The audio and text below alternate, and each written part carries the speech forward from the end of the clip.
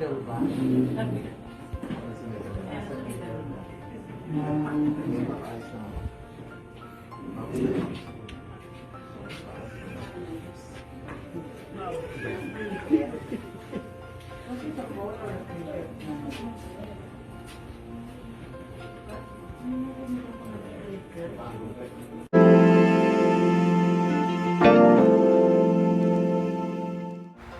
Bakas nga sa mga mukha nitong si Andy Eigenman ang labis na pagkalungkot sa pagkawala ng kanyang ina na si Jacqueline Jose.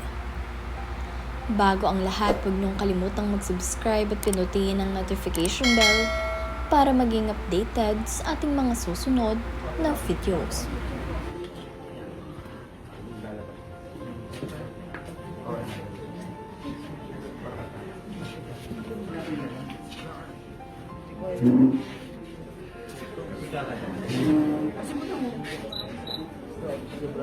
Hindi ba si Brian?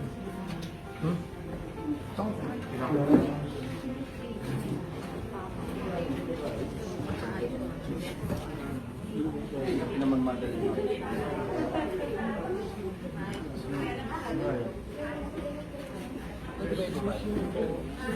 Sorry.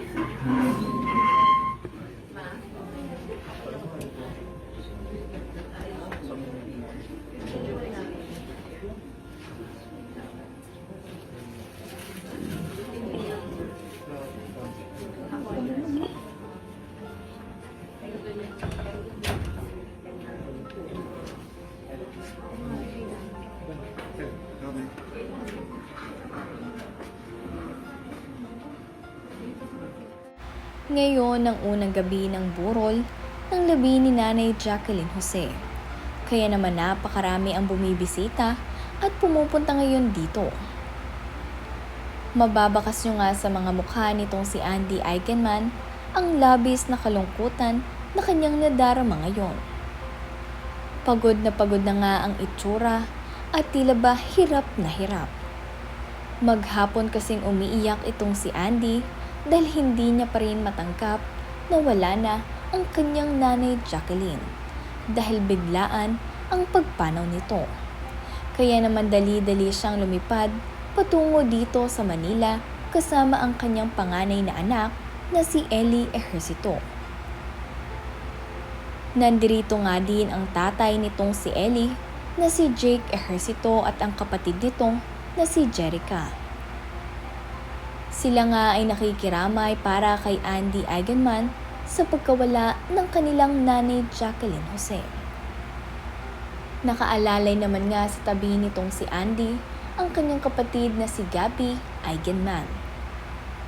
Nakakatuwa nga rin dahil itong si Jake Ejercito ay sobrang maalaga at talagang binabantayan rin itong si Andy. Dahil itong si Andy ay tila nga nawawala na sa ulirat dahil sa sobrang dami ng kanyang iniisip at kabisihan.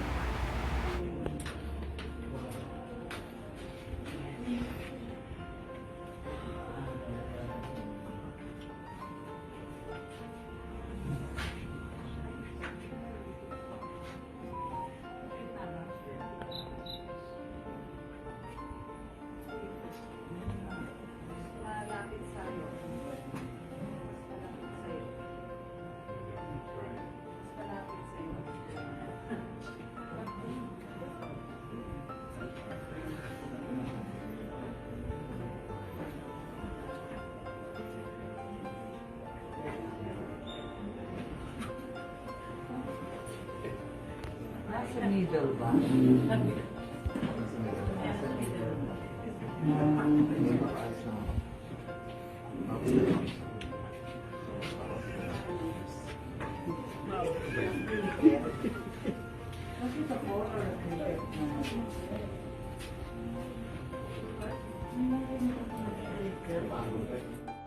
Sa pagbisita nga nitong si Claudine Barreto, ay naabutan niya ang paglalagay ng urn ni Nanay Jacqueline dito sa mga bulaklak.